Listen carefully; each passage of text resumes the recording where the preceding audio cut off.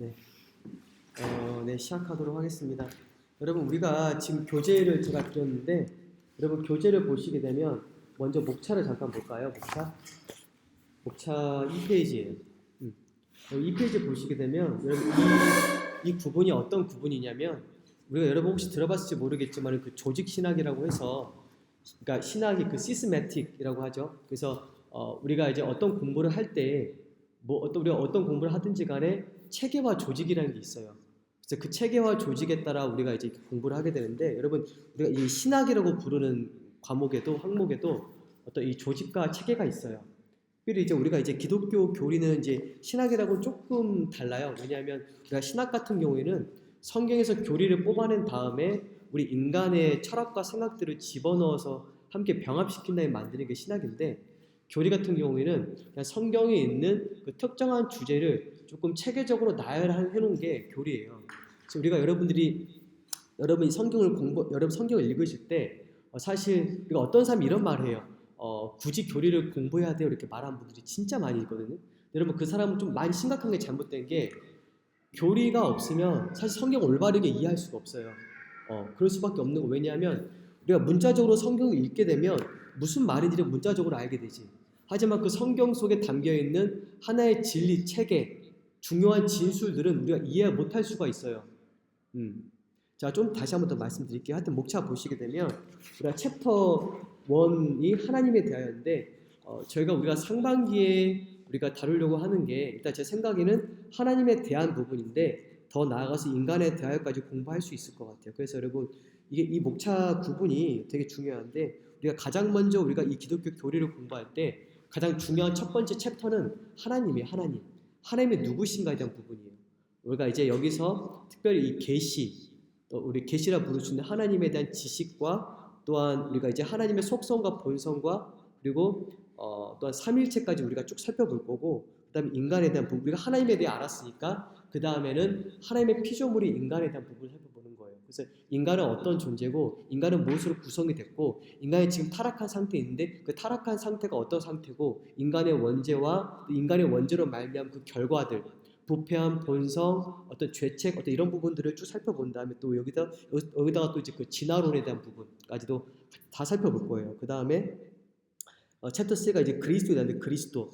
자, 그럼 인간이 타락한 상태에 있기 때문에 인간이 타락한 상태에서 우리가 어떻게 구원받을 수 있을까에 대한 부분이겠죠. 자, 그래서 우리가 이제 그리스도가 구원자가 필요하다는 게 이제 그리스도론인데, 그래서 우리가 이제 그리스도론이라 하게 되면은 예수님의 인격과 예수님의 사역과 예수님이 행하신 일들을 우리가 쭉 살펴보는 거예요. 그러니까 성경에 있는 예수님께서 우리를 위해 행하신 일들을 조직적으로 살펴보는 게 이제 이 챕터 3라고 볼 수 있고, 그 다음에 예수님께서 우리를 위해 행하신 그 일을 적용시키는 분이 누굴까요? 성령 하나님이에요. 그러니까 예수님께 십자가의 죽으심으로 구속이 완성이 되었는데, 그 완성된 구속을 적용시키시는 분이 누구냐면 성령 하나님이에요. 그러니까 그래서 우리가 성령 하나님의 그 사역에 대해서 살펴보는 거죠. 그러니까 성령 하나님께서 우리 영혼 속에서 어떤 방식으로 역사하시고 구원의 과정을 어떻게 이루어 가신다는 부분을 살펴보는 게 성령에 대한 부분이고, 그 다음 이제 챕터 5에서 구원에 대하여 같이 이어서, 그 다음에 챕터 6에서 우리가 구원 받은 다음에 그리스도의 몸, 그러니까 교회가 그리스도의 몸이라 부르는데 영적인 몸이죠. 이 그리스도의 몸에 들어오게 되는데, 그렇다면 이 교회가 무엇이고, 교회에서 무엇을 해야 되고, 교회는 어떻게 구성이 되어 있고, 어떤 이런 교회 특성과 조직에 대한 부분들을 살펴보는 게 교회론이에요. 자, 그 다음 마지막 챕터는 이건데, 우리가 이제 이 세상이 지금 이 세상이 있는데, 이 세상의 종말에 마지막에 어떤 일이 발생할 것인가에 대한 부분, 종말에 어떤 일이 있을 것이고, 성경에서 말씀하고 있는 그 적그리스도에 대한 예언이 있는데, 적그리스도에 대한 부분이나, 또 여러분들이 뭐 생소할 수 있겠지만은 계시록 20장에 보게 되면 천년 왕국이라 부르는 부분이 있어요. 천년 왕국이 뭐냐면 그리스도의 지상 통치예요.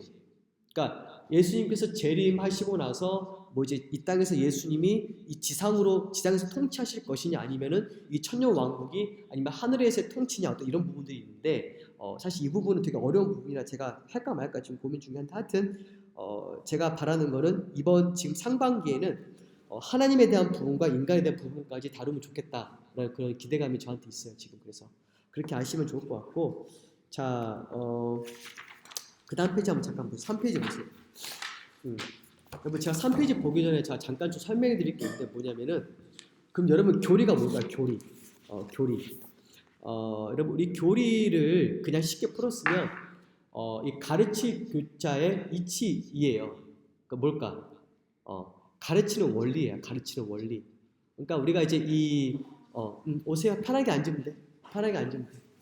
자, 네, 여기 옆에 앉으면 돼요. 자, 그래서 가르치는 원리인데, 그러니까 이거죠. 그러니까 성경에 있는 어느 주제를 간략하게 그러니까 직설적으로 요약한 게 교리예요. 그렇게 여러분 이해하시면 돼요. 여러분 성경에는 성경 이 가르침, 성경 한 구절 안에도 교리가 포함되어 있어요. 원리가. 그 원리를 끄집어내서 그 교리들을 쭉 체계적으로 나열한 게 교리 체계예요. 여러분 이해되죠? 그러니까 막 여러분 한번 생각해보세요. 창세기 1장 1절의 말씀이 뭐예요? 태초에 하나님의 천지를 창조하신다는 말씀이잖아요. 그 1장 1절 안에도 교리가 있죠. 어떤 교리가 있어요? 하나님이 창조시다. 그쵸? 그러니까 하나님의 창조에 대한 또 그 부분들을 성경에서 여러 군데 또 가져와서 하나의 교리 체계를 또 만들면 창조론이 되는 거예요. 이해되죠? 그쵸? 그게 여러분들 이해하시면 돼요. 자, 그래서 성경 모든 구절에 교리가 있고 성경도 되게 체계적이고 되게 조직적이에요. 그래서 여러분들이 이 성경에서 말씀하고 있는 진정한 그 말씀의 원리를 우리들이 파악하기 위해서 지금 우리의 교리를 공부하는 거야. 그래서요. 자, 또 중요한 게 뭐냐면 여러분 우리가 제가 정말 이런 분들 진짜 많이 봐요. 어떤 분들이냐면 신학은 필요 없어. 신학 무용론이라고 불러요. 신학과 교리 필요 없어. 필요한 건 올바른 삶이야. 여러분 그게 맞는 말일까요? 아닐까요? 아니에요. 왜 그래? 올바로 알아야 올바로 살 거 아니야. 그쵸? 그러니까 올바르게 산다는 것을 모르는데 어떻게 올바르게 살아요? 그쵸? 그러니까 우리가 정말 성경적인 삶을 살려면 바울이 말한 것처럼 복음의 신앙에 정말 그 행실에 적합하게 살기 위해서는 거기에 합당한 분명한 교리적인 지식이 있어야 돼요. 뭐 여러분 우리가 어떤 분들 때로 우리가 이제 되게 차가운 이성주의라고 해서 교리적인 지식만을 추구하는 분들이 있어요. 근데 그게 되게 잘못된 거예요. 왜냐하면 그러니까 우리가 분명하게 성경 교리를 안다면 그 교리에 합당하게 삶을 살 때 신앙과 실천이 함께 갈 때 참되게 사는 거예요. 이게 진정한 배움이고 공부지. 내가 이 교리적인 지식을 공부해서 나의 지적인 호기심을 만족시키고 어떤 지적인 허영심을 가지기 위해서 우리가 공부한다면 그것은 정말 잘못된 거고 오히려 그 사람을 거만하게 만드는 게 교리예요. 그러니까 여러분 바울이 이런 말을 하거든요. 고린도전서 8장 1절에서 지식은 교만하게 한다는 말이에요. 무슨 말이에요? 그러니까 이 배움이라는 게 공부라는 게 정말 유익하지만 이게 잘못된 방향으로 흐르게 되면은 사람을 교만하게 만들어요. 자신의 지식을 뽐내기 위해서 공부할 수 있어요. 교리 공부요. 근데 그렇게 되면 차라리 공부하지 않는 게 나아요. 우리가 왜 이런 공부를 하냐면은 하나님을 더 깊이 알아서 우리 예배의 수준을 높이기 위해서 공부하는 거예요. 무슨 말이에요? 또 올바르게 행하기 위해서 공부하는 거야. 여러분들이 이 교리를 더 깊이 공부하면 공부할수록 성경에 있는 하나님의 말씀의 원리를 깨달을수록 여러분의 예배 수준은 더 높아지는 거예요. 이해돼요? 여러분이 더 높은 수준의 예배를 드리기 위해서 또 높은 수준의 경배를 드리기 위해서 또한 기도할 때 더욱더 많은 자원들을 얻기 위해서 여러분들이 공부하는 거예요. 이해되시죠? 그러니까 참된 배움을 하는 사람들은 항상 겸손해야 돼요. 겸손하지 않는다면 그것은 정말 심각한 위험 가운데 있는 거예요. 바리새인들이 성경에 있는 율법, 하나님의 말씀들을 달달 외웠거든요. 다 외워요. 창출, 레민신, 모설경 다 외웠어요. 근데 문제는 뭐예요? 그 지식이 그들을 교만하게 만들었지. 그쵸? 정말 백성들을 위해서 겸손한 마음으로 가르치기 위해서 공부해야 되는데 그게 아니라 그들은 자신의 직접 허영심을 만족시키고 사람들에게 칭찬받기 위해서 그들은 공부했어요. 배웠다고. 말씀을 외웠다고. 자, 그래요. 자, 그래서 또한 우리가 왜 교리를 공부해야 되냐 했을 때 또 이거죠. 우리를 확고하게 세우기 위해서 그러는 거예요. 확고하게. 그리스도 안에서 우리를 확고하게 세워서 어떤 흔들 수 없는 기초를 제공하는 거예요. 그러니까 여러분 제가 삶을 살다 보니까 어떤 경험을 많이 하냐면 내가 정말 힘들 때 내 삶이 너무 고통스러울 때 저는 어떻게 하냐면 성경에 있는 그 가르침을 저는 붙잡아요. 무슨 말이에요? 성경 말씀 이런 말씀 있잖아. 모든 것이 합력하여 선을 이룬다는 이 교리가 가르침이 있잖아요. 제 삶이 고통스러울 때 이 고통이 하나님의 선으로 바꾸신다는 그 약속 말씀, 그 가르침, 그 교리를 저는 붙들어요. 그럴 때 엄청나게 마음이 유한이 되거든. 근데 우리가 실질적으로 우리가 교리를 모르고 성경을 모르면 우리가 우리의 삶에 어려움들이 오게 되면 심하게 흔들려요. 진짜 심하게 흔들려요. 여러분들에게 여러분의 삶이 힘들 때 이 교리는 엄청난 위안을 줄 거예요. 진짜요. 특별히 하나님의 섭리에 대한 교리, 그러니까 하나님의 다스리신 하나님의 다스림에 대한 교리와 함께 여러 성경 교리들이 우리들에게 엄청난 마음의 위안을 준다는 거죠. 우리의 삶의 모든 위기 순간에서 이 교리와 이 가르침을 붙잡고 다시금 일어설 수 있게 만들어줘요. 교리가. 그래서 여러분들이 더욱더 확신이 있는 삶을 살기 위해서 더욱더 분명한 어떤 명확한 가르침을 붙잡고 여러분들이 삶을 살아갈 때 삶이 견고하게 살아갈 수 있는 거예요. 자, 그래서 교리를 배우는 거예요.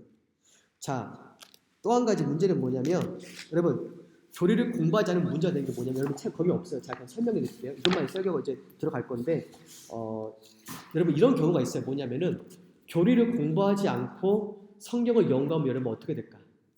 여러분 혹시 생각해 본 적 있어요? 한번 생각해 보세요. 여러분 이단들도 똑같은 성경 가지고 있어요? 안 가지고 있어요? 가지고 있죠. 근데 그들이 성경 해석하는 거랑 왜 우리가 해석하는 건 달라요? 왜 그럴까? 문제는 뭐냐면 그들의 그 교리, 그들이 가르치는 그러니까 성경에서 추출해내는 그 원리가 잘못된 거예요. 이해돼요? 한번 생각해 보세요. 여러분 성경 말씀에 이런 진술이 있어요. 예수님은 주님이에요. 그쵸? 예수님이 주님이면 우리가 정통 신학에서 그러니까 우리들은 정통 신학에서 예수님의 주님이라는 이 가르침, 이 교리는 예수님의 하나님과 동등하다는 거예요. 근데 여호와의 증인이나 어떤 다른 특정한 이단들은 예수님이 주님이라고 할 때 예수님은 그냥 위대한 선지자야. 그러니까 피조물 중에서 가장 먼저 태어난 사람, 어떤 그런 자야. 그렇게 이해해. 그쵸? 같은 예수님은 주님이라는 성경 가르침이, 성경 말씀이 정통이랑 이단이랑 다르다니까요? 그치? 그러니까 우리가 성경에서 말씀하고 있는 그 전체적인 그 통일성 있게 그 원리들을 파악해야지 단순히 말씀 한 구절만 딱 가져와서 성경에서 이렇게 말하고 있네? 그래서 가르침을 추천하면 안 돼요. 그러니까 사실 여러분 우리가 그 교회사를 공부하게 되면 그 초대교회 시기 때 이단들이 막 득세하니까 교회에서 가장 먼저 한 일이 뭔지 아세요? 신앙 고백 문서를 만드는 거예요. 그 신앙 고백 문서 신조가 뭐냐면은 교리적인 가르침을 요약해 놓는 게 신조예요. 제가 그때 특강 때 제가 한번 간단하게 보여드렸지만은 뭐 니케아 신조나 아니면 아타나시우스 신조 같은 그런 신조들이 있어요. 신조를 보게 되면 특별히 또 그 사도신경 다 마찬가지야. 여러분 사도신경 보시게 되면 어떻게 되어 있어요? 맨 처음에 하나님의 창조주에 대한 고백이 있잖아요. 왜 맨 처음에 창조주에 대한 고백이 있냐면은 당시에 그 성부 하나님을 창조주로 보지 않으려는 어떤 영지주의적인 이단이 있어요. 영지주의 이단. 그러니까 구약에 있는 그 여호와 하나님과 신약에서의 예수님의 아버지를 구분시키는 이단이 있었다고요. 그런 그 철학 사상이에요. 그것도 다. 그래서 그 이단이 있었기 때문에 가장 맨 처음에 그 영지주의 이단 때문에 교회가 신조를 만들어서 분명하게 하는 거예요. 성경에서 분명하게 하나님을 창조주로 고백하고 있기 때문에 성부 하나님을 창조주로 고백하고 또 그 다음에 성자 하나님의 인격과 사역에 대한 부분이 있는 거고 그 다음에 성령 하나님, 교회, 종말 이렇게 다 있는 거예요. 이게 다 교리예요. 교리. 근데 이단과 우리는 다르다는 거예요. 그래서 여러분들이 정말 성경을 제대로 이해하고 싶다면 반드시 교리를 공부해야 돼요. 여러분들 어떤 이 울타리, 교리적인 울타리, 바운더리가 없으면 성경을 여러분들이 읽을 때 항상 뭔가 잘못된 길로 가게 돼요. 그래서 여러분 이 초대교회 시기 때 특별히 이제 그 교부들이라고 부르는 교부가 누구냐면 가르침의 아버지라고 불러요. 누구냐면 지금 우리가 믿고 있는 정통 교리 체계를 세운 사람이 교부들인데 교부가 이 교리를 어떻게 불렀냐면 믿음의 법칙이라고 믿음의 법칙. 그러니까 믿는 것에도 체계가 있어요. 체계가 있어요. 체계. 그러니까 그 체계가 믿음의 법칙, 교리예요. 자, 이제 지금부터 여러분 이제 우리가 이제 하나님의 이제 계시에 대한 부분을 볼 거예요. 계시에 대한 부분 볼 건데 여러분 자 3페이지 말씀, 3페이지 보세요. 여러분, 자, 여러분, 사실 여러분 이 교리 공부라는 게 쉽지는 않을 거예요. 쉽지 않은데 여러분들이 좀 집중해서 그래도 한번 제가 최대한 쉽게 설명을 해드릴 거니까 여러분 잘 들어보세요, 여러분. 여러분 잘 보면 돼. 여러분, 자, 여러분 첫 번째 1번 보세요. 자, 하나님에 대하여죠. 첫 번째 1번이 뭐예요? 하나님에 대한 의식이잖아요. 그쵸? 하나님에 대한 의식. 여러분, 자, 저 보세요. 여러분, 우리가 사실 이제 우리가 이 교리 공부를 하는 이유는 뭐냐면 사실 하나님께서 우리에게 계시하셨기 때문에 우리가 공부를 하는 건데 하나님의 자신에 대한 지식을 나타내셨기 때문인데 여러분 사실 여러분 이런 게 있어요. 뭐냐면은 하나님에 대한 의식이 여러분 누구에게나 다 있어요, 없어요? 그쵸? 있어요, 없어요? 성수 안에 하나님에 대한 인식이 있어요, 없어요? 있죠? 근데 여러분 불신자 안에도 하나님의 존재라는 그 인식이 있어요, 없어요? 한번 생각해서 여러분 비록 불신자가 나는 하나님을 안 믿어라고 말할 수 있어요. 그쵸? 근데 하나님에 대한 의식과 그 존재에 대한 생각이 있어요, 없어요? 있죠? 아무리 그 불신자에게도 하나님 말하면은 하나님에 대한 그 자신만의 고유한 개념이 있다고요. 있죠? 물론 그 하나님에 대한 고유한 개념이 많기 때문에 여러 종교가 있는 거예요. 그쵸? 누구에게나 어떤 하나님에 대한 의식이 누구에게나 다 있어. 다 있다고. 없는 사람이 없어요. 만약 없다고 말하면 그 사람은 거짓말이야. 왜냐하면 그 사람이 우리가 하나님이라고 우리 딱 얘기했을 때 그 사람 그 하나님에 대한 개념을 어떻게 알고 있어요? 누가 말해줘서 그 하나님에 대한 개념을 알고 있는 게 아니에요. 이미 우리 안에 그 신성에 대한 의식이라고 부르는 게 있다고요. 종교学자 칼빈이 말하기를 어떻게 말하냐면 종교의 씨앗이라고요. 종교의 씨앗. 그 종교의 씨앗, 어떤 신성에 대한 이 지각과 인식이 모든 사람 안에 다 있다는 거예요. 없는 사람이 아무도 없어요. 왜냐하면 인간은 하나님의 형상으로 지어졌기 때문에 여러분 하나님의 형상이 뭘까요? 하나님의 모습, 하나님과 닮음이 인간 안에 있다는 거예요. 그래서 여러분 우리가 하나님의 형상이 아니라면 우리가 하나님을 지각할 수가 없거든? 생각해봐. 우리가 하나님과 아무런 관련이 없어. 우리가 하나님을 지각할 수 있어요? 못해. 여러분 동물이 하나님 지각해요? 못하지. 왜 못해? 왜 못할까? 젤리나. 왜 못할 것 같아? 동물에게 하나님의 형상이 있어요, 없어요? 하나님과 닮은 게 없다고, 동물은. 우리 창세기 1장을 보게 되면 하나님의 형상대로 인간은 지음 받았기 때문에 우리가 하나님을 그래서 우리가 하나님을 알 수 있는 거예요. 또 우리가 이 피도 세계를 볼 때 하나님의 흔적들을 우리가 볼 수 있는 거예요. 우리가 하나님의 형상이기 때문에 알 수 있다고. 그러니까 모든 사람 안에는 하나님의 신의식이 다 있어요. 없다면 거짓말이야. 진짜 그 사람 거짓말하는 거야.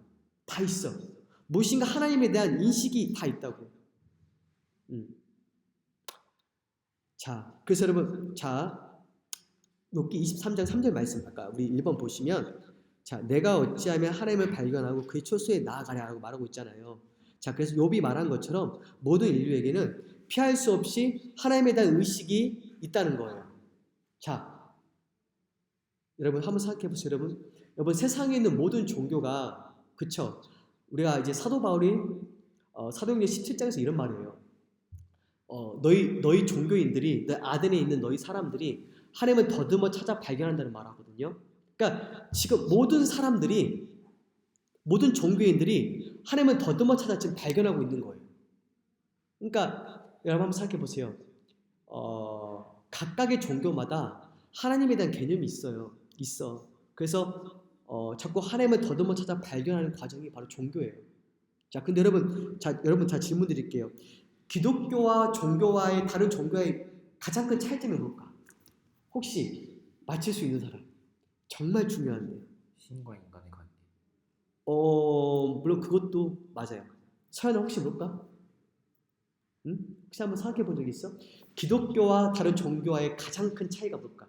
극명한 차이야 이건. 그것도 맞아요. 자, 근데 제가 원하는 대답은 아니에요.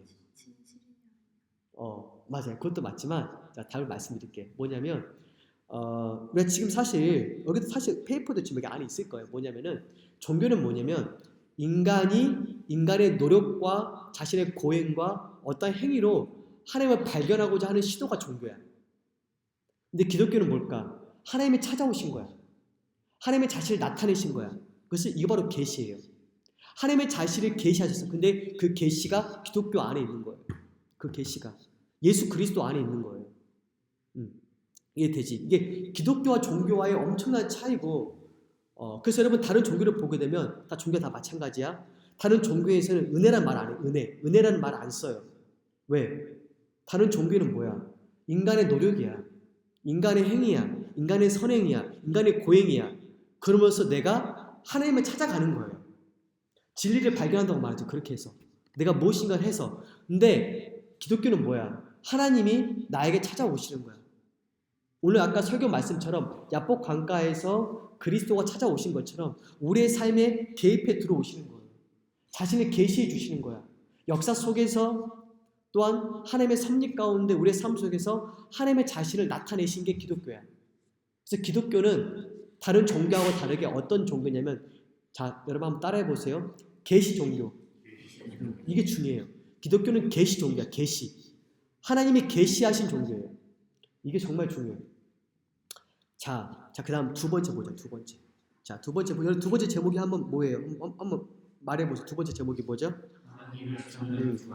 자, 하나님을 찾는 두 가지 방법이 있는데, 자, 아까 말씀드린, 자, 그렇다면 여러분, 인간이 지금까지 다른 종교나 철학이나 다른 사교 분파에서 하나님을 다 찾아가요. 근데 하나님을 찾는 방법이 이 두 가지 방식인데, 여러분 첫 번째 방식이 뭘까? 첫 번째 길은 인간의 노력과 추구로 하나님을 발견하는 건데, 여러분 여기는 이제 두 가지 방식. 자, 첫 번째 여러분 1번이 뭐 동그라미 1번 읽어보세요. 우리에게 있는 본능적이고 직관적인 감정을 따르는 것이다. 자, 여러분 저 보세요. 여러분, 자, 본능적인 직관적인 감정이 뭐냐면, 여러분 사람들이 하나님을 찾기 위해서 어떻게 하냐면, 여러분 혹시 명상 알아요? 명상? 여러분 혹시 명상 알아요? 명상 알죠? 명상이 뭘까? 자기 자신에 깊이 들어가는 거잖아. 자신의 내면으로. 그쵸? 여러분 혹시 뉴에이지 운동 혹시 알지? 뭐 뉴에이지 운동이라고 있어요. 뉴에이지 운동. 20세기 중반에 등장한 뉴에이지 운동이라고 있는데, 그 뉴에이지 운동에서 사실 뉴에이지 운동의 사상의 그 중심에 뭐가 있냐면, 모든 인간 안에 하나님의 그 신성의 조각이 다 있는 거야. 모든 사람 안에. 숭수 안에도 하나님의 일부, 그 신성의 일부가 있는 거야. 그래서 나는 하나님이야. 그렇게 말해요. 근데 그 신성의 의식을, 그 불꽃을 내가 불을 지피기 위해서 어떻게 하냐면, 내가 하나님됨을 깨우치기 위해서 어떻게 하냐면, 그들이 말하기를 명상을 해야 돼. 명상. 자신이 깊이 들어가서 그것을 끄집어내서 자신 안에 있는 그 신성에 대한 그 의식, 그 불꽃을 내가 불을 붙여야 돼. 그렇게 말해. 여러분 그게 뉴에이지 운동이에요. 또 뉴에이지의 특유의 뭐 기도법이라는 게 뭐 있어요. 하여튼 이렇게 여러 가지 많이 있는데, 하여튼 뉴에이지가 그래요. 하여튼 여러분 그런 종교들이 많이 있죠. 자기 자신 안으로 들어가서 하나님 발견하는 시도가 있어. 그러니까 여러분 우리 기독교 분파 중에 사실 이단 분파까지는 아니지만은 뭔가 심각한 잘못이 있는 문제가 있는 분파가 있는데, 어디냐면은 퀘이커예요. 퀘이커. 혹시 여러분 퀘이커 혹시 들어볼지 모르겠어요. 퀘이커? 처음 들어보지. 퀘이커. 그 떠는 자한테 떠는 자. 왜냐면 그들의 모임 때, 집회 때 막 떠는 뭐 증상들이 있어가지고 그런 이게 퀘이커라 부르는데, 여러분 이 퀘이커가 특징이 뭐냐면은, 그들은 사실 그리스도 중심의 구원이라고 보기 좀 어려워요. 왜냐하면 모든 사람 안에는 내적인 빛이 있는데, 하나님을 알 수 있는 내적인 빛이 있는데, 그 내적인 빛을 통해서 자신 안에서 하나님을 발견한다는 걸 주장을 해요. 그래서 여러분 이 페이퍼 보시면, 자, 사람들은 때로 내적인 빛에 대해 말하면서 그 빛이 인도하는 대로 따르기만 하면 된다고 말해요. 이것은 신비주의자들이 따르는 방법인데, 자, 그래서 그들은 말해요. 하나님을 알 수 있는 가장 좋은 방법은 자신에게 빠져드는 거예요. 모든 사람 안에는 하나님께로 인도하는 내적인 빛이 있다는 거죠. 자, 여러분 자 보세요. 자, 아까 그 내적인 빛을 제가 여러분 내적인 빛을 주장하는 사람들은 사실 그들은 우리가 이제 케이코를 보시면 아시겠지만은 하나님의 말씀을 외면해요. 우리는 하나님 말씀에서 하나님을 발견하잖아요. 그렇죠? 하나님 말씀에서 하나님 만나잖아요. 근데 그들은 하나님 말씀을 외면하고 자기 자신 안으로 들어가요. 어떤 그들만의 기도, 명상 그런 게 있어요. 근데 여러분 이걸 아셔야 돼요. 우리 안에는 어떠한 진리도 없어. 진리는 우리 외부에 있는 거야. 이해돼요, 여러분? 진리는 우리 안에 있는 게 아니라 진리는 우리 밖에 있어요. 성경 말씀 안에 있는 거고 우리 밖에 계신 예수 그리스도 안에 진리가 있는 거예요. 그래서 우리 자신 안으로 들어가서 하나님 발견하는 시도는 잘못될 수밖에 없어요. 여러분 이해되죠? 자, 두 번째는 뭐냐면 이성적인 추론이에요. 자, 사람들은 자연 창조 역사를 살펴봐서 그 과정을 추론함으로써 하나님을 아는 지식과 하나님에 대한 믿음에 이룰 수 있다고 말해요. 순전히 추론 과정에 몰입하면서 올바르게 추론하면 하나님에 대한 믿음에 이룰 수밖에 없다고 말해요. 자, 그래서 여러분 이 여러 가지 이 논증이 있는데 여러분 자 보세요. 여러분 혹시 들어봤을지 모르겠지만 여러분 이렇게 있어요. 신존재 증명이 있어요. 신존재 증명 혹시 알아요? 처음 들어보죠. 신존재 증명이라는 게 있어요. 이게 중세 시대 때 토마스 아퀴나스라는 그 유명한 신학자가 있거든. 13세기에 그 사람이 성경 계시가 아니라 인간의 이성적인 추론으로 자연을 바라보면서 하나님에 대한 어떤 이 지식을 얻고자 했던 시도를 해요.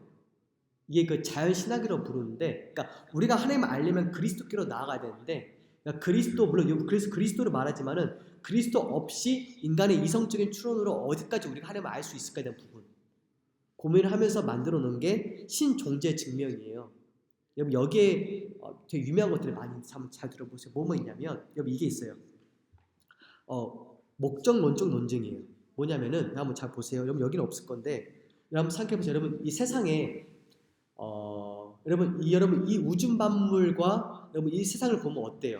질서가 있어요, 없어요? 질서가 있죠. 여러분 이 질서가 우연한 걸까? 응? 여러분 이 꽃만 봐도 어때? 꽃에는 정말 이 질서와 디자인과 어떤 이 배열들이 완벽하잖아요. 그치? 근데 모든 사물들이 다 그러잖아. 우리가 우주만 봐도 그래요. 여러분 우주에는 우주 상수에서 우주 상수 뭐냐면은 이것은 되게 하나의 과학 법칙인데 이 상수, 이 정해진 이 상수라고 부르는 이 정해진 법칙에서 조금만더 벗어나면은 우주 질서는 완전히 망가져요. 근데 여러분 놀라운 게 뭐냐면은 이 우주가 정확하게 질서 있게 오차 없이 움직인다는 것은 우주의 상수가 정해져 있다는 거야. 한번 생각해보세요. 여러분 이 우주의 질서가 우연히 생겨났을까? 응? 우연일까? 아니에요. 아니라는 거예요. 그래서 분명히 지적인 설계자가 있어서 지적인 설계자가 이 우주를 만들었기 때문에 지금 우리가 질서 있는 우주에서 우리가 살고 있다는 거예요. 우주가 지금 정확하게 미세하게 조정이 돼서 지금 우리가 그 미세하게 조정된 우주에서 우리가 지금 살고 있다는 게 이게 지금 이게 목적론적인 논증이에요. 자, 그래서 세상에는 존귀한 것들이 존재하기 때문에 창조한 신이 존재한다는 논증이 목적론적인 논증이에요. 네, 이해되죠? 자, 또 이제 어떤 논증이 있냐면은 또 이제 이게 있어요. 뭐냐면은 우주론적인 논증이에요. 우주론적인 논증. 이 논증은 어떤 논증이냐면은 한번 생각해보세요, 여러분.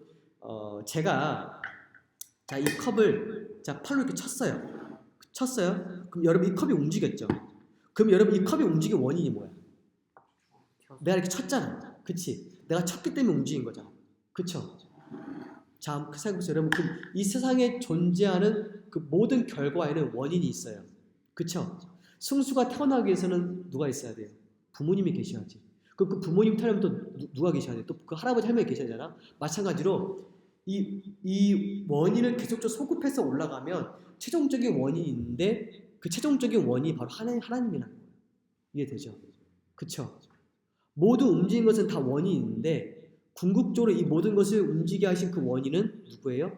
하나님이라는 거예요. 이해되죠? 자, 이런 논증들이 있고, 자, 지금 여기에 지금 적혀있는 논증 또 한 가지 있어요. 뭐냐면은, 자, 도덕적인 논증인데, 자, 세상에서 도덕적으로 선하고 더 좋은 것을 인식한다면 어딘가에 가장 좋은 것이 분명히 있을 것이고 이 세상에는 없기 때문에 상 바깥에 있다는 거예요. 그러니까 그 도덕적으로 지금 우리가 보고 있는 것은 도덕적인 약간의 선함, 그러니까 완벽하지 않는 선함을 보고 있는데 어딘가에 그 완벽한 선함, 지금 우리가 느끼고 있는 그 선함에 있어서 완벽한 선함이 어딘가에는 있지 않을까? 그리고 또 완벽한 선함은 또한 하나님에게 있다는 거죠. 그게 바로 도덕적인 논증이에요. 자, 근데 여러분 문제는 뭘까요? 자, 그 다음 문단 가로 표시 보시게 되면 이 가로 표시의 순수가 한번 읽어보세요. 하지만 이 부분 읽어보세요. 하지만 이 모든 것에 대한 기독교의 대답은 이 방법이 반드시 실패할 수밖에 없다는 것이다. 이 부분에 대해 사도 바울은 이 세상이 자기 지혜로 하나님을 알지 못함으로 라고 표현했다. 자, 보세요. 이 말씀 되게 중요한데 뭐 이 세상에 자기 지혜로 하나님을 알 수 있어요? 없어요? 알 수 없죠. 자, 중요한 것은 이성적인 추론으로 우리가 하나님이 어떤 분인지에 대한 어떤 이 하나님의 능력과 하나님의 전능하심에 대한 일정한 부분 우리가 알 수 있어요. 좀 더 뒤에 보시면 아시겠지만은 하지만 그 이성적인 추론을 통해서 우리가 하나님과 인격적인 관계를 맺을 수 있어요? 없어요? 못 맺지. 그쵸? 우리가 그것으로 하나님의 은혜를 받을 수 있을까 없을까? 못 받지. 자, 받을 수가 없어요. 이 세상에 자기 지혜로 하나님을 알 수 없고 관계를 맺을 수 없고, 왜냐하면 또 여러분 이성적인 추론을 통해서 얻게 되는 지식으로는 불충분해서 우리가 이제 그 다른 종교에서도 볼 수 있지만은 그 철학도 마찬가지지만은 여러분 우리가 철학자들을 보게 되면 철학자들이 만들어낸 어떤 하나님에 대한 개념들을 보게 되면 성경적이야, 성경적이지 아니야? 아니지. 성경적이지 않죠. 계시적이지 않지. 문제는 뭐야? 이성으로 자기 지혜로 하나님을 알 수가 없어요. 불가능해. 하나님께 이룰 수가 없다고. 그래서 우리에게 필요한 건 뭐예요? 그래서 근데 여러분 다음 문단을 한번 젤리니가 한번 읽어보세요. 위와 같은 방법들로 한번 읽어보세요. 위와 같은 방법들로 하나님을 아는 지식에 이를 수 없는 두 가지 이유가 있다. 첫 번째는 하나님 자신의 절대적인 성품과 자질들, 그분의 무한하심, 그분의 완전한 거룩하심 때문이다. 다 읽어주세요. 이 모든 성품들 자체가 본질적으로 이성이나 직관으로는 결코 하나님을 알 수 없도록 만든다. 두 번째는 인간은 타락한 상태에 있기 때문이다. 인간은 정신은 유한하기 때문이 하나님을 헤아릴 수도 없고 이해할 수도 없다. 더군다나 타락으로 인해 인간의 모든 기능과 능력이 죄의 영향을 받아 인간의 이성과 지혜의 모든 이해에는 오류가 있다. 자, 이번 첫 번째 우리가 자기주로 하나님을 알 수 없는 첫 번째 이유가 아까 하나님의 무한하심, 하나님의 완전하심 때문에 인간의 그 작은 두뇌와 생각으로는 하나님을 우리가 알 수 없다는 거고, 그래서 우리가 이성과 직관으로 하나님을 알 수 없다는 거고, 두 번째는 뭐예요? 인간이 지금 타락한 상태에 있기 때문에 더군다나 더 어려워요. 왜냐하면 지금 인간의 지성 안에 그 지적인 어둠이 가득하기 때문에 인간의 이성으로는 절대 하나님을 알 수가 없고, 우리 지금 인간의 이성에 오류가 있기 때문에 그 때문에 우리가 하나님을 제대로 파악할 수가 없어요. 이해할 수도 없고. 그 때문에 여러분 우리가 다른 종교를 보시면 아시겠지만 다른 종교가 그래서 성경에서 말하는 계시와 그 하나님과는 너무 다른 거예요. 그래서 여러분 그게 우상숭배야. 그래서 우리에게 필요한 건 뭐예요? 자, 두 번째 길. 우리가 하나님을 알 수 있는 두 번째 길은 뭐냐면, 그러면 필요한 것은 하나님의 계시겠지. 계시. 자, 계시야. 그래서 여러분 우리가 계시 다음 페이지 잠깐 보세요. 다음 페이지 잠깐 보시면 계시가 뭐냐면, 자, 다음 페이지 4페이지 보시게 되면 맨 위에 그럼 계시가 뭘까? 하나님이 인간에게 그분 자신, 그분의 성품, 사역, 뜻, 목적에 대한 진리를 전달하는 행동이며 우리가 진리를 볼 수 있도록 진리를 감추는 모든 베일을 벗기는 것이에요. 여러분 성경 보시면 여러분 이 계시를 어떻게 표현하냐면 덮개를 벗기는 거예요. 그러니까 베일이 덮여져 있는데 그걸 벗기는. 근데 여러분 그것을 우리가 할 수 있어요, 없어요? 못하는 거예요. 여러분 하나님께서 우리에게 계시하기 전까지는 우리 하나님에 대한 어떤 지식도 얻을 수가 없어요. 알 수가 없다고. 근데 하나님께서 우리에게 하나님 자신을 나타내셨기 때문에 인간의 한계, 인간의 타락한 인간의 상태에서 우리가 하나님을 알 수 없기 때문에 하나님이 우리를 구원하기 위해서 자신을 계시하신 거예요. 그래서 하나님에 대한 지식, 하나님의 뜻, 하나님의 목적, 하나님의 계획을 계시하신 거예요. 계시. 자, 계시. 그래서 우리가 하나님께서 우리에게 계시하셨기 때문에 우리가 하나님을 알 수가 있는데, 자, 근데 여러분 여기에는 그래서 여러분 우리 3페이지에 가로 표시 보면, 따라서 우리가 함께 살펴봐야 할 첫 번째 원리는 분명 성경의 계시 교리다. 스스로의 노력으로는 하나님께 도달할 수 없다. 하나님께 의존해야 돼요. 그래서 우리가 계시가 필요한 거예요. 하나님께서 자신을 드러내셔야 한다는 거죠. 자, 그 다음에 3번 보세요. 3번. 자, 우리가 3번 여기서 이제 계시의 방식까지 보고 이제 마치도록 할 건데, 자, 계시의 방식인데, 자, 여러분 이 성경을 따르면 하나님의 주로 두 가지 방식으로 자신을 계시하시는데, 자, 여러분 자 한번 저를 따라해 보세요. 첫 번째 일반 계시, 일반 계시, 두 번째 특별 계시. 특별 계시, 자, 아까 자 계시가 뭐였어요? 계시 하나님이 인간에게 자신의 성품, 사역, 뜻, 목적, 계획들을 나타내 주신 것이 자 계시라고 말씀드렸죠. 그렇죠? 근데 이 계시가 어떻게 나타났냐 했을 때 첫 번째가 일반 계시인데, 여러분 이것은 일반 계시 또한 자연 계시라고 부르요. 자연 계시. 우리가 그렇게 부를 수 있어요. 자, 우리 1번 보시게 되면 일반 계시. 여러분 일반 계시란 자연적인 질서다. 하나님께서는 모든 창조물을 통해 자신을 계시하셨다고 지금 말씀하고 있죠. 자, 보시면 여러분 자 잠깐 보세요. 여러분 우리가 자 아까 말씀드렸지만은 자연 만물을 봤을 때 우리가 하나님의 존재를 인정할 수밖에 없어요. 제가 말씀드린 것처럼 자연 만물의 그 웅장함, 장엄함, 자연 만물 안에 있는 그 정말 디자인과 배열과 질서와 그 정교한 체계는 도저히 그것은 우연하게 생겨날 수가 없다고. 그치? 근데 이것도 이제 그 진화론자들은 이것을 이제 그 진화의 과정 속에서 우연하게 이런 것들 다 만들었다 하는데, 여러분 이게 우연한 걸까? 여러분 이게 우연이 정말 가능할까요? 근데 여러분 한번 생각해보세요. 여러분 우연은 아무런 힘이 없어요. 어떠한 사물을 그대로 두면 이 사물은 그대로 있어. 여러분 만약에 여러분 이 진화론자의 말이 맞다면 여러분 이것을 이제 이렇게 표현할 수 있는데, 이제 커다란 고물철들이 가득한 쓰레기장이 있는데 그 쓰레기장에서 갑작스럽게 비행기가 만들어져요. 그러면 이게 말이 돼야 안 돼요? 말이 안 돼. 어떻게 갑자기 이렇게 만들어져? 불가능해. 근데 여러분 진화론자들이 말한 게 바로 그거예요. 우연한 힘에 의해서 원시 점액질인 단세포가 점점 더 복잡한 세포가 돼서 복잡한 세포가 갑작스럽게 뭐 식물이 되고, 식물이 동물이 되고, 동물이 사람이 되는 거예요. 그럼 이게 말이 돼야 안 돼요? 사실 저는 진짜로 그냥 과학적으로도 봤을 때 여러분 이것은 말이 안 돼요. 과학적으로 불가능하다고. 과학적으로. 여러분 진화론은 하나의 종교야. 하나의 신념이라고. 우리가 지금 이제 공교육에서 지금 진화론을 배우고 있지만은 이 진화론의 허점들이 정말 많이 있거든요. 여러분 아세요? 진화론을 반박하는 과학자도 엄청나게 많은 거 아세요? 근데 여러분 왜 그 진화론이 지금 득세하고 있냐면은 진화론을 받아들이지 않으면은 논문이 통과가 안 돼. 논문이.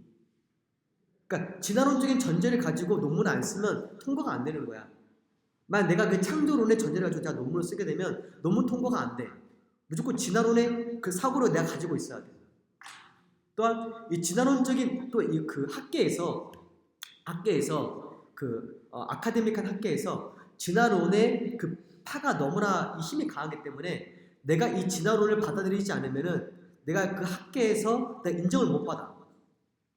인정을 받을 수가 없을 뿐더러 종신 교수직이 있다 할지라도 쫓겨날 수도 있어요.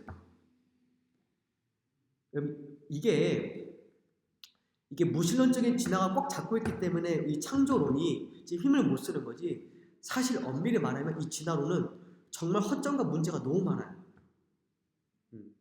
과학적으로 볼 때 그래요. 자, 나중에 이제 그 진화론에 대한 부분은 우리 인간론 살펴볼 때 더 자세하게 살펴보도록 할 거고요. 일단 지금은 우리가 일반 계시, 모든 창조물 속에 하나님의 흔적이 있다. 하나님의 흔적이 있어요. 모든 창조물 속에 하나님의 흔적이 있다는 거고, 여러분 지금 여기에 지금 안 적혀 있는 것 같지만은 여러분 또 우리 인간, 특별히 여러분 우리 인간을 볼 때 여러분 인간은 이 피조세계의 영광이 바로 인간이거든. 그래요. 우리가 이제 그 마지막 날에 가장 마지막으로 지은 피조물이 누구야? 인간이지. 우리가 인간을 보게 되면 우리가 하나님을 또 알 수가 있어요. 그치? 왜냐하면 인간은 하나님의 형상이야. 인간이 하나님과 닮은 구석이 있다고. 하나님과 닮았다고. 닮았어요. 뭐가 닮았을까? 나중에 우리 인간을 보시면 아시겠지만은 우리도 하나님처럼 사고하고 생각해요. 이성적인 능력이 있다고. 또 뭐가 있어요? 자의식. 나 스스로 내 스스로가 인식하지. 자의식 있지. 여러분 하나님도 자의식이 있다고. 영혼의 기능들 다 마찬가지야. 이 모든 것이 하나님의 흔적들이에요. 그래서 우리가 이 자연세계, 피조세계를 볼 때 우리가 그것들을 보면서 하나님의 흔적을 우리가 하나님의 흔적, 하나님의 손길을 볼 수 있는 것은 우리가 하나님의 형상으로 지음받았기 때문에 볼 수가 있는 거예요. 그것을. 그것을 인식할 수 있는 거라고요. 이해되죠, 여러분? 자, 여러분 사도행전 14장 17절 말씀 우리 정원이 한번 읽어보세요. 자기를 증언하지 아니하신 것이 아니니 곧 여러분에게 하늘로부터 비를 내리시며 휴식일을 주시는 선한 일을 하사 음식과 기쁨으로 여러분의 마음에 만족하게 하셨느니라. 자, 분명히 하나님은 자기를 증언하셨어요. 어떻게 해요? 하늘로부터 비를 내리시고 결식일을 주시고. 그러니까 우리가 자연세계를 보면서 하나님의 존재를 핑계 댈 수가 없다고. 자, 말씀 볼게요. 로마서. 자, 로마서 말씀 보세요. 자, 되게 중요한 말씀이에요. 자, 로마서 1장.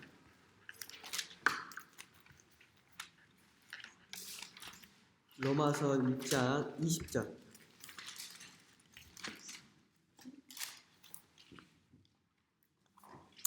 로마서 1장 19절 20절 말씀 우리 형주 1층에 그러면 우리 주희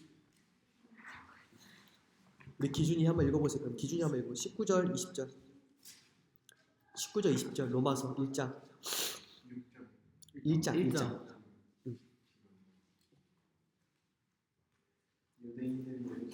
1장 19절 20절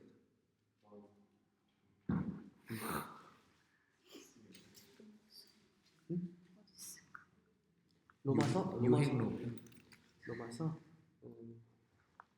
사도행전 다음이가 로마서거든. 로마서 1장 괜찮아.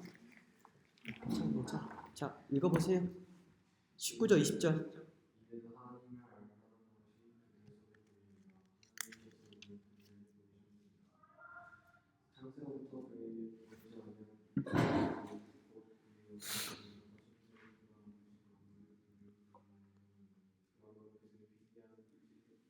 자, 여러분 이 19절 보시게 되면 하나님을 알만한 게 어디 속에 있어? 인간 안에 있다는 거예요. 하나님을 알만한 것이 인간 안에 있기 때문에 잠깐 말씀드린 것처럼 신성에 대한 의식과 자각과 뭐가 있어요? 또 종교의 씨앗, 또 가장 중요한 양심의 양심. 여러분 양심 뭐냐면 하나님의 두신 작은 재판이에요. 작은 재판장, 작은 재판관이에요. 그래서 우리가 그릇된 일을 하게 되면 잘못된 일을 하게 되면 양심 우리 정지하는 거야. 그래서 너 이렇게 해서는 안 돼. 양심은 하나님이 우리 안에 세워두신 재판관이에요. 재판관. 우리 판단해요. 자, 그래서 또 20절. 창세로부터 그의 보이지 아니하는 것들 곧 그의 영원하신 능력과 신성이 그가 만드신 만물에 분명히 보여져 알려졌기 때문에 그러므로 그들이 핑계할 수 없다는 거죠. 자, 여러분. 그래서 우리가 자연 만물을 보면서 하나님의 존재를 의식하고 그래서 우리가 하나님이 없었어요. 하나님을 안 볼 사람 우리가 그렇게 핑계댈 수 없다는 거죠. 핑계댈 수가 없어요. 모든 사람은 하나님을 알아요. 하나님을 안다고. 하나님에 대한 의식이 있고 자연 만물을 볼 때 하나님이 없다고 말할 수가 없다고.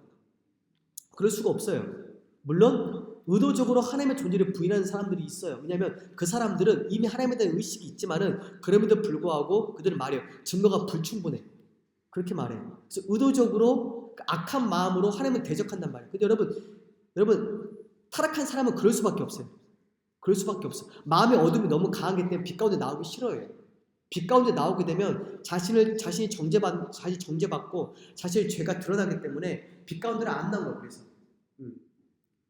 그런 문제가 있어요. 그래서 여러분, 자, 근데 중요한 것은 그들이 핑계댈 수가 없다. 그래서 그들이 심판대 앞에 서게 될 때 핑계할 수가 없다는 거예요. 핑계할 수가 없어요. 그 누구도. 제가 여러분 가장 중요한 것 좀 말씀드릴 게 뭐냐면, 그래서 여러분 우리가 흔히 말하기를, 자, 그렇다면 예수님 오시기 전에 구원자, 복음이 선포되기 이전의 사람들의 운명은 어떻게 돼? 이렇게 질문을 많이 하잖아. 그쵸? 그런 질문을 많이 해요. 예를 들어서 플라톤 시대에 그 시대의 사람들, 그 사람들이 양심의 빛에 따라 선하게 살면 그 사람 구원을 받았을까요? 이렇게 묻는 사람들이 있어요. 여러분 한번 생각해보세요. 여러분 그 사람들이 구원 받을 수 있을까요? 없을까요? 되게 중요한 질문인데. 또 사람들은 말해요. 그러면 혹시 이순신 장군 구원 받았을까를 묻잖아요. 그쵸? 여러분 이순신 장군이 구원 받았을까요? 못 받았을까요? 자, 정확한 건 몰라요. 모르지만 자 여러분 답 보세요. 자 20절 마지막에 그들이 핑계할 수 없어요. 하나님의 존재를 핑계할 수 없다. 그 다음에 로마서 2장 말씀, 로마서 2장이 되게 중요한 말이 있는데, 자 로마서 2장 말씀 보게 되면, 자 잠깐만요. 로마서 2장에 자 14절, 15절, 14, 15 말씀 제가 한번 읽어볼게요. 율법 없는 이방인이 본성으로 율법의 일을 행할 때에는 이 사람은 율법이 없이도 자기가 자기에게 율법이 되나니 이런 이들은 그 양심이 증거가 되어 그 생각들이 서로 혹은 고발하며 혹은 변명하여 그 마음에 새긴 율법의 행위를 나타내느니라. 무슨 말일까요? 여러분 우리가 이제 그 유대인들은 율법을 지녔기 때문에 율법으로 하나님의 판단을 받았잖아요. 율법이 없는 이방인도 비록 그 십계명 외부적인 그 계명이 없지만 그들의 마음에도 뭐가 있어요? 도덕적인 의식, 양심이 있기 때문에 무엇인가 옳고 그르면 안단 말이에요. 그래서 그들이 핑계댈 수가 없어요. 그들이 복음의 빛은 받지 못했지만 그들의 마음에 있는 도덕적인 의식과 그 빛에 따라서 완벽하게 살지 못했기 때문에 그들은 정죄를 받는 거예요. 사실 그러니까 정죄는 받았지만 구원 받았냐 못 받냐 사실 이것은 우리가 말할 수 없는 부분이에요. 하지만은 그들도 정죄를 받아요. 왜냐하면 그들의 양심에 따라 살지 않았기 때문에 그래요. 그들의 있는 도덕적인 의식에 따라서 마음에 있는 율법에 따라서 하나님께 순종하지 않았기 때문에 그들도 정죄를 받은 거예요. 그렇게 여러분 이해하시면 돼요. 이해돼요, 승수야? 그래서 우리가 그들의 구원은 말할 수 없지만은 중요한 것은 그들도 정죄받았다는 거예요. 자, 그래서 우리가 중요한 것은 여기서 이제 멈춰야 돼요. 우리가 여기서 더 나아가서 구원까지 우리가 판단할 수서는 안 돼요. 왜냐하면 성경에서 그들의 구원은 판단하지 않아요. 지금 바울도 말하잖아. 그들 구원 받냐 못 받냐를 말하지 않아요. 딱 멈춰. 중요한 것은 우리가 하나님이 계시하신 만큼만 우리 알면 돼. 계시하지 않는 부분은 굳이 알 필요가 없어요. 왜요? 그래서 인간의 사변이에요. 굳이 하나님께서 우리에게 계시하지 않는 부분들을 파헤쳐 들어갔다가 멸망하는 사람들이 많이 있어요. 하나님이 계시하지 않는 것들은 우리가 알 필요가 없어. 하지만 또 중요한 것은 오직 그리스도 중심의 구원이에요. 이게 되게 중요해요. 오직 예수님 외에 구원 받을 수 있는 방법은 없어요. 특별히 제가 저번에 설교했지만은 구약 시대에도 예수 그리스도의 구원자에 대한 의식이 있었기 때문에 그들도 그리스도를 믿음으로 구원을 받아요. 하지만은 그 이전에 또한 율법을 알지 못한 구약 시대 때 다른 나라에 있던 이방인들이 그들이 하나님의 계시를 받지 못한 이방인들을 말하는 거예요. 하지만 그들도 분명히 마음의 율법이 있고 도덕적인 의식이 있기 때문에 그들도 핑계댈 수는 없어요. 하나님이 없었음을 핑계댈 수가 없고 그들이 그 마음에 있는 도덕적인 의식에 따라 순종하며 살지 않았기 때문에 그들 또한 정죄를 받아요. 자, 여기까지가 딱 우리가 멈춰야 돼요. 자, 이게 되게 중요해요. 더 알고 싶지만 알 수가 없어. 왜? 하나님이 계시하지 않았기 때문에. 그들이 정죄받았어요. 정죄받은 건 확실하게 맞아. 왜냐하면 모든 인간은 타락한 죄인이에요. 완벽하게 산 사람 아무도 없어. 아무리 양심의 빛에 따라 선하게 살려고 해도 그렇게 살 수가 없다고. 근데 여러분 흥미로운 게 뭐냐면 천주교, 로마 카톨릭 같은 게 어떠냐면은 1960년대 이후에 어떤 일을 하냐면은 제2차 바티칸 공회가 있어요. 교회 모임이 있는데 그들이 모임을 한 다음에 어떤 결정을 하냐면은 이런 주장을 해요. 익명의 그리스도인. 뭐냐면은 예수님 이전에 정말 선하게 살려고 했던 사람들, 양심의 빛에 따라 선하게 살려고 했던 사람들은 그래도 하나님의 은혜로 구원받지 않았을까? 그렇게 결정을 해요. 여러분 그게 심각하게 잘못된 게 뭐냐면은 분명히 성경 말이에요. 사도행전 4장 12절 말씀에서 다른 이로서는 구원 받을 수 없다. 못 박아요. 예수 그리스도 외에는 구원을 못 받아. 그들이 왜 그렇게 말하냐면 종교다원주의. 다른 종교에도 구원을 받을 수 있는 길을 열기 위해서 그들이 그렇게 말하는 거예요. 그래서 자, 여러분 종교다원주의는 그것은 성경적인 가르침이 아니에요. 오직 구원의 길은 뭐예요? 다 하나밖에 없는 거예요. 누구예요?